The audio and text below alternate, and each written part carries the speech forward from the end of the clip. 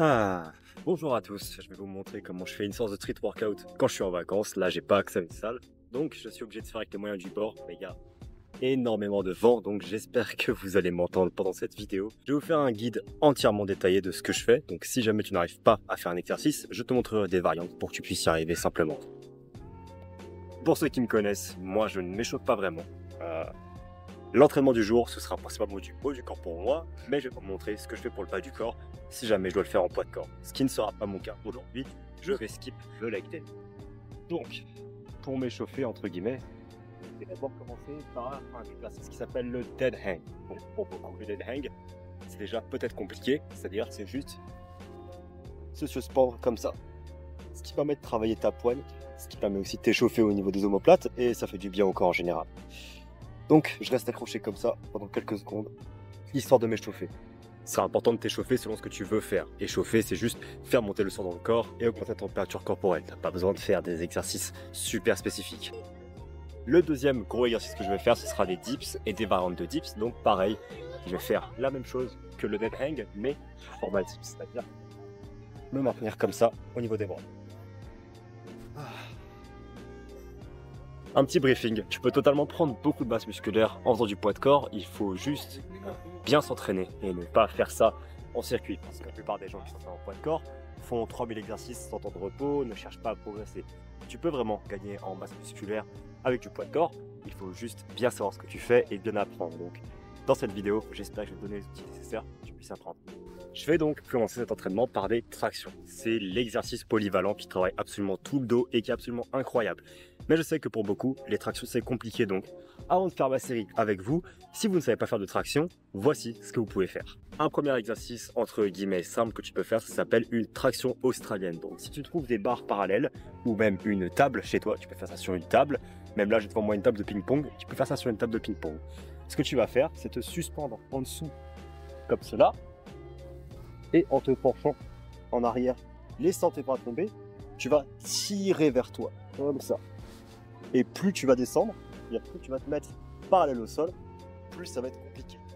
Dans un premier temps, si tu es incapable de faire une traction, cela te permettra de travailler un peu la force du dos d'une manière qui est plutôt simple à progresser. Parce que tu n'as qu'à te pencher et tu verras que ça ira mieux. Maintenant, si tu es capable de faire des tractions australiennes, la prochaine étape pour faire une traction sera de faire une traction négative. Une traction négative, c'est-à-dire utiliser quelque chose pour pouvoir monter jusqu'à la barre et uniquement faire la descente. Donc, vu que j'ai la force, je vais sauter, mais pour quelqu'un qui voudra s'entraîner, tu peux utiliser un élastique, tu peux utiliser ce pylône par exemple qui pourrait t'aider à monter. Et donc, en montant jusqu'en haut, comme ça, travaille juste la distance en contrôlant. Tu descends, tu remontes et tu fais uniquement la descente. Justement, tu arrives à en faire plusieurs répétitions d'affilée et après tu pourras faire une traction entière. Et bien sûr, tu peux toujours utiliser des élastiques qui vont te permettre de réduire ton poids de corps, qui te permettra de faire des tractions plus faciles. Allez, série 1, c'est parti. On va faire la première série. Ce que je vais faire, c'est 3 séries de 6 à 8 tractions. Si tu penses que les tractions c'est trop simple pour toi, sache que tu as tort, hein, c'est pas compliqué. Si tu fais tes tractions avec une amplitude totale, c'est-à-dire un mouvement entier, que tu ralentis bien le mouvement et que tu fais tout pour la rendre difficile, je te promets que tu ne dépasseras jamais 10 répétitions. Voyez comment je fais ma série.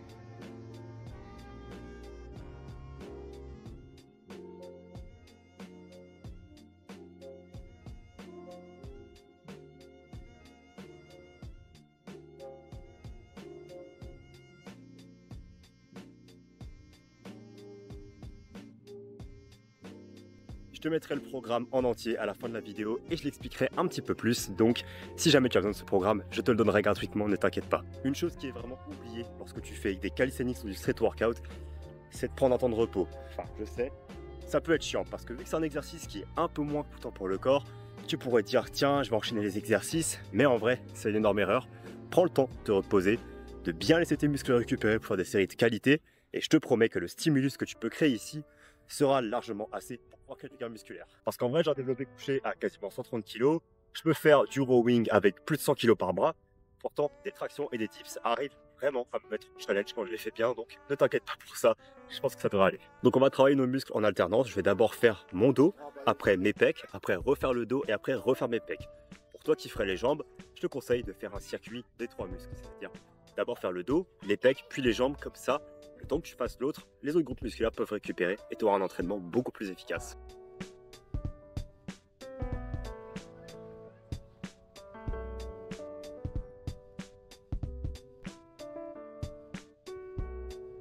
Et maintenant on va passer au deuxième exercice, ça va être des dips. Donc les dips, c'est juste une pompe en beaucoup plus dur parce que tu vas un peu changer le levier, mais ça peut être facilement atteignable pour quelqu'un qui s'entraîne un petit peu. Donc encore une fois, avant de vous montrer ce que moi je vais faire, moi c'est ce que tu peux faire si tu ne sais pas faire de dips. Déjà, exactement comme les tractions, tu peux juste effectuer la partie négative, c'est-à-dire en sautant, tu te hisses vers le haut, hop, et là tu contrôles juste cette descente là, tout doucement, et une fois arrivé en bas, tu lâches, tu sautes,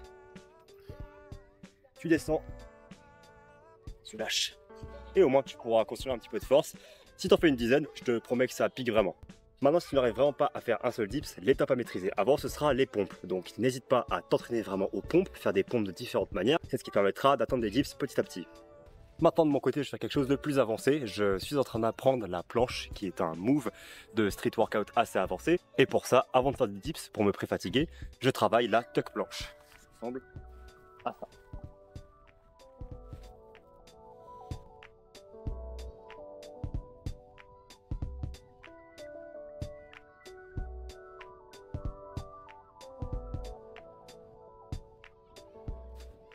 Donc maintenant que j'ai fait 3 séries de traction de 6 à 10 reps qui m'ont déjà vraiment bien tué le dos, je vais faire 2 séries de tuck planche et après je vais faire 2 séries de dips. Donc tout ce qui est tuck planche, je fais à peu près 10 à 15 secondes où j'essaie de maintenir, et les dips pareil, je visais 8 à 10 répétitions.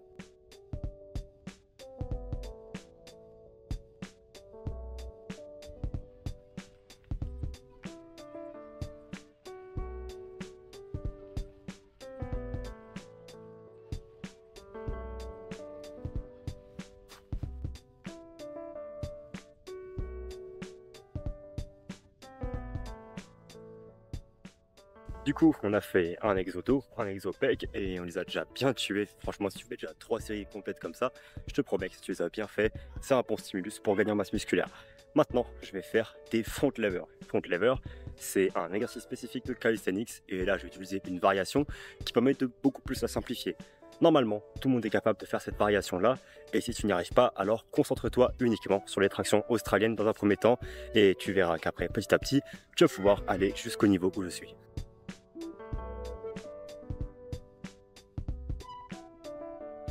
Donc cet exercice, c'est un exercice déjà un peu plus avancé. Si jamais tu es débutant, tiens-toi-en à tout ce qui est traction australienne et traction normale. Si tu veux progresser un peu plus avec ces exos plus compliqués, ça c'est un bon truc. Comme tu as pu le voir, j'ai essayé de déplier ma jambe en fait. Plus tu gardes tes genoux pliés vers toi, plus ce sera simple parce que tu vas rapprocher tout de ton centre de gravité. Et plus tu éloignes tes jambes, plus ça va être compliqué. Donc dans un premier temps, essaye d'éloigner une petite jambe et petit à petit, tu pourras déplier l'autre. Donc là, à peu près comme le tuck planche que j'ai fait là, je vais essayer de maintenir à chaque fois 3 séries de 20 secondes. Si jamais tu veux faire d'autres trucs en plus, n'hésite pas. Moi, ça va être mes 2 seuls exodos parce que je vais aller à la salle pour la semaine après. C'est juste une petite séance pour moi.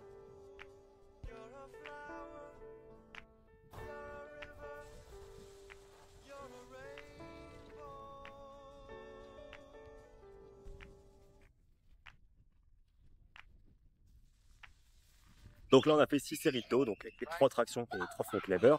Tu peux, toi, du coup, faire les tractions australiennes et les tractions normales, négatives, peu importe la variation que tu trouves. On a fait 4 séries de pec avec les 2 tuck front lever et les 2 séries de dips. Toi, ce serait peut-être 3 séries de dips. Maintenant, je vais terminer par un dernier exercice qui s'appelle les pike push-up. Donc, encore une fois, si tu n'y arrives pas, tiens-toi-en aux pompes, ce sera extrêmement bien. Progresse petit à petit à ton rythme. Maintenant, une pike push-up, c'est quoi? C'est une manière de piquer la pompe en poirier ou tout simplement une shoulder press en musculation. Donc, pour faire ça, tu peux le faire de différentes manières. Tu peux le faire de manière compliquée, plutôt facile. Mais en gros, tu vas mettre tes pieds au sol, mettre tes mains au sol comme ça et descendre un mouvement de pompe vers le bas.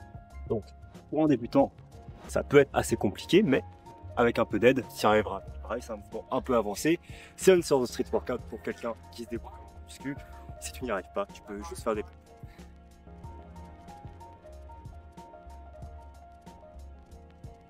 Là, pour ma séance de street workout, certains vont me dire que ce n'est pas assez. Moi, perso, j'arrive à vraiment prendre en masse musculaire avec ce genre d'entraînement parce que quelques séries de super qualité, 2-3 fois par semaine, c'est beaucoup mieux que de faire 15 000 séries à la suite. Autant bien te concentrer sur ce que tu fais.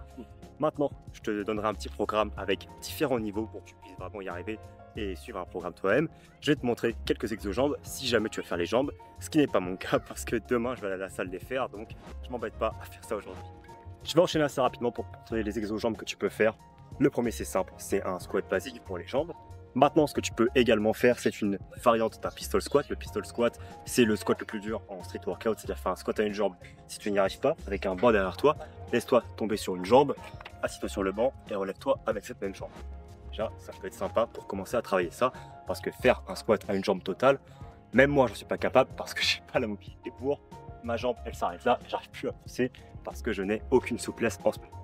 Tu peux faire aussi des squats, car mets ton pied en arrière sur le banc et en descendant sur une jambe, mic l'effet d'une fente jusqu'en bas et pousse sur la jambe opposée.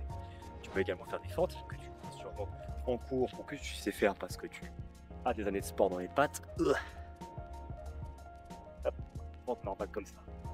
Et en vrai, avec le poids de corps, tu peux vraiment faire des bons gains de jambes parce que faire plusieurs séries bien contrôlées de squat à une jambe où tu t'assois sur un banc, je te promets que ça pique à partir d'un moment. Et si vraiment tu n'as aucune mobilité comme moi et que tu veux faire des squats à une jambe, utilise quelque chose pour te tenir, descends sur une jambe et hop, tu n'as plus qu'à pousser et utiliser un petit peu de ta main pour t'aider plus que tu n'as pas. Voilà pour cette séance de street workout que je fais assez régulièrement quand je suis en vacances. Je veux vraiment t'expliquer que tu peux faire beaucoup de gains musculaires en faisant de l'entraînement de poids de corps comme ça. Juste, c'est beaucoup plus dur que la salle parce que progresser va être beaucoup plus compliqué. Je sais pas que la règle numéro 1, si tu veux faire du gain musculaire, c'est la surcharge progressive, c'est-à-dire augmenter le poids au fur et à mesure des semaines. Et comme ici, tu ne peux pas augmenter le poids, la seule chose que tu peux augmenter, c'est les secondes que tu maintiens une position ou les répétitions. Donc, ça va être plus compliqué pour toi de gagner en masse musculaire, mais ce n'est absolument pas impossible. Et il ne faut pas sous-coter ce que tu peux faire avec du poids de corps, vraiment.